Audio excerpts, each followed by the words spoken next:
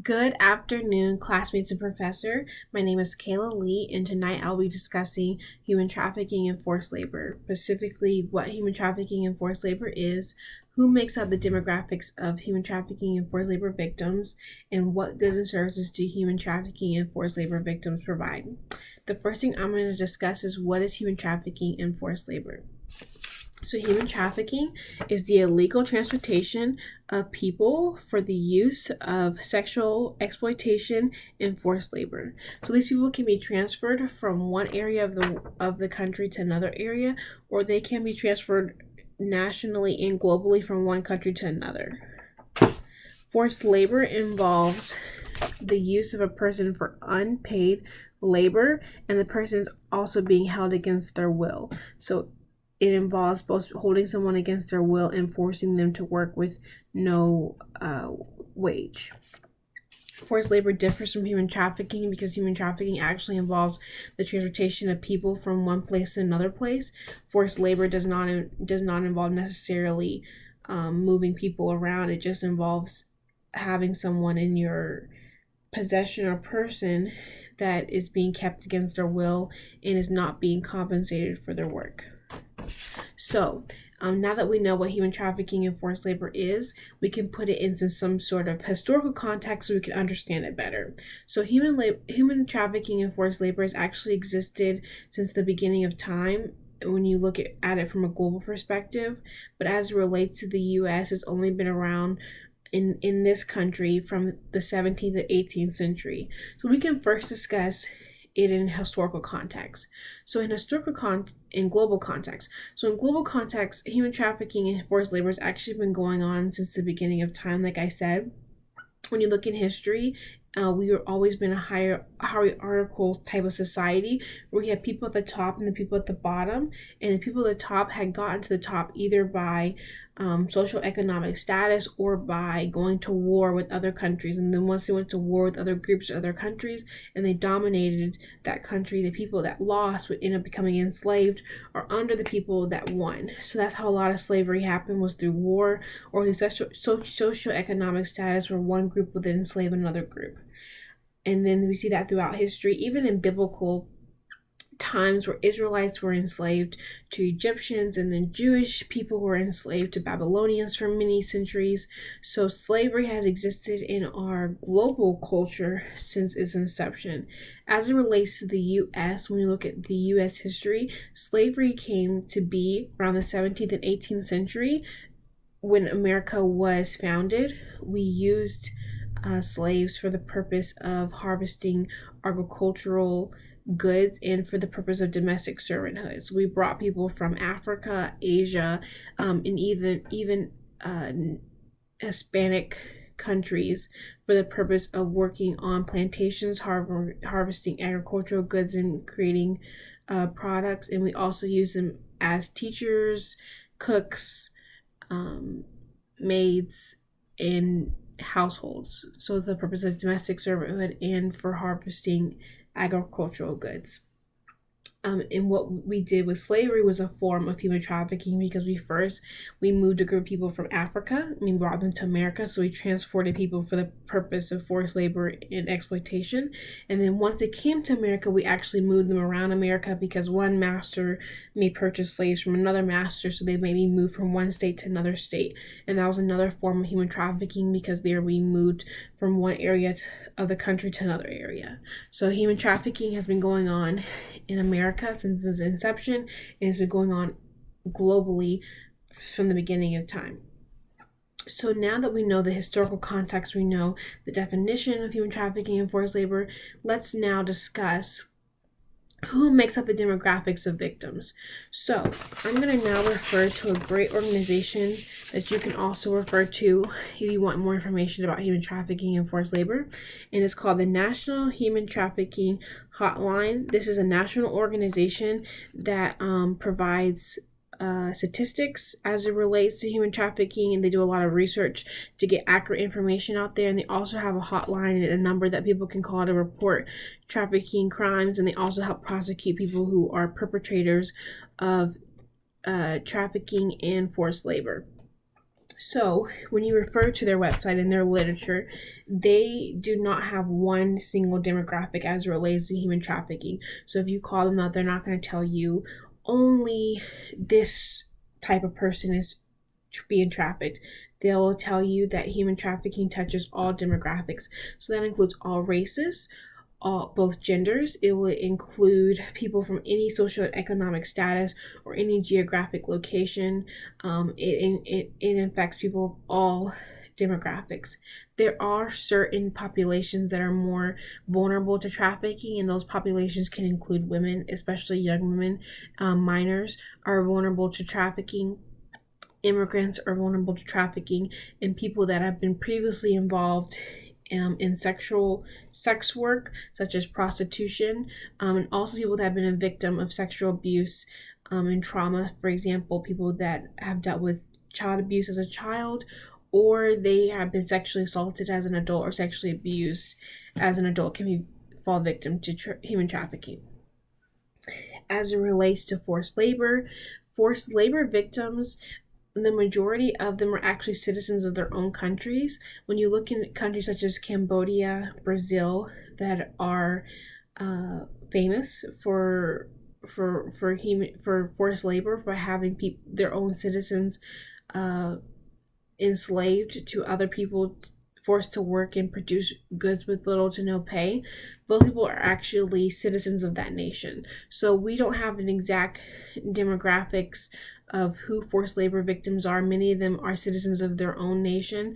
They would be considered immigrants to us because they're not from here. The majority of forced labor actually takes place in other countries where it doesn't involve sexual exploitation or the moving around of people. It just involves forced labor. The majority of it takes place in other countries.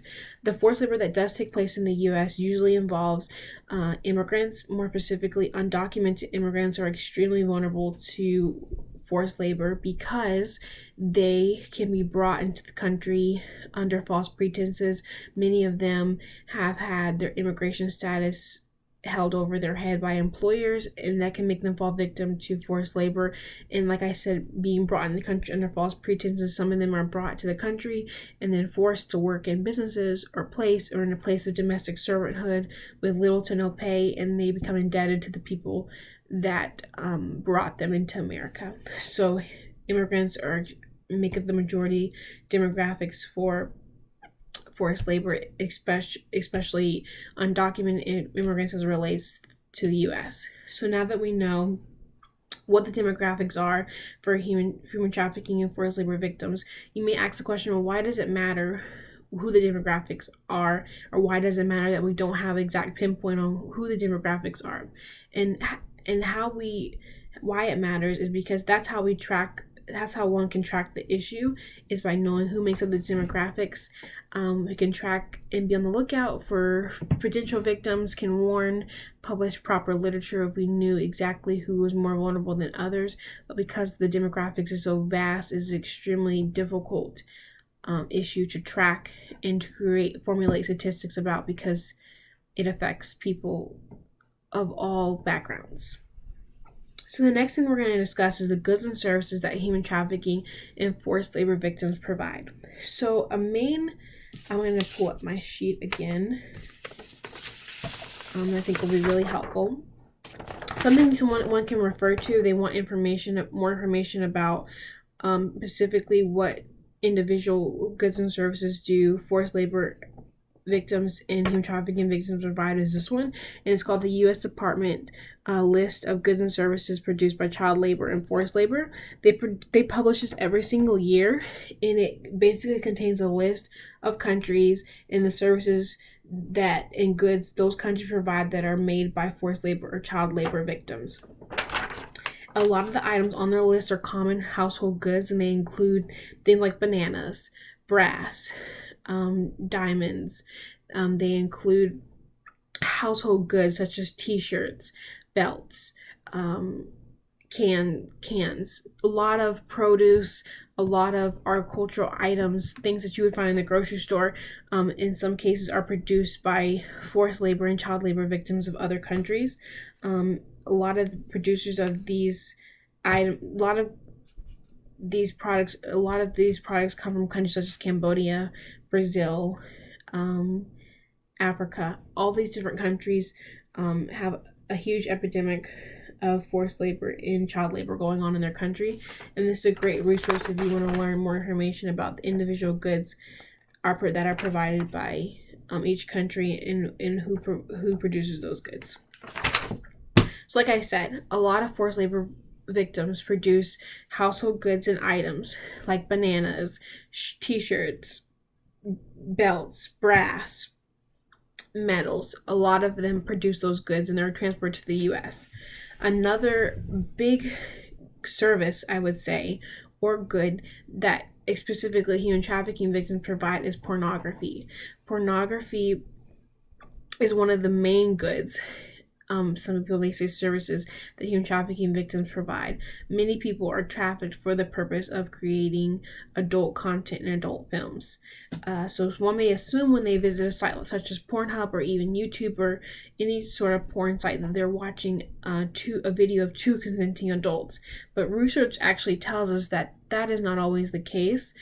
Sometimes the people that appear in adult films, the majority of adult films, are human trafficking victims, and many victims have been found on sites such as Pornhub after they've been rescued out of human trafficking. So they're a big producer of pornography. Human trafficking victims are. The third category that a lot of people may not consider is businesses such as spas, domestic servanthood, cleaning services, that they work in these areas, nannies, that forced labor victims will participate in, even in restaurants, small businesses.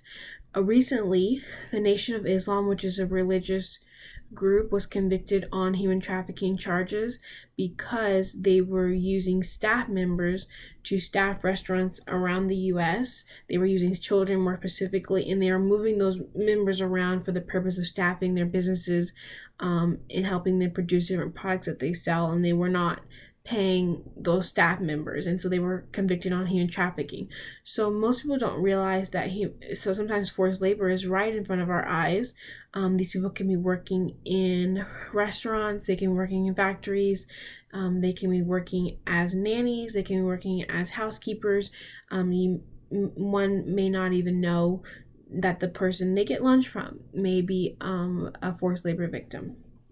So in conclusion, human trafficking and forced labor is considered a modern day form of slavery, which involves either the illegal transportation of people from one area to the next for the purpose of exploiting them, or it involves the use of someone for a service or a good with little to no pay, and that person most likely is being held against their will. The purpose of this speech is just to inform people about different things going on in America so that we can all just grow in knowledge and just be aware of what's happening in our world. I hope that it was informative, insightful. As I mentioned before, the National Human Trafficking Hotline is a great organization to get more information if you want more information on this topic.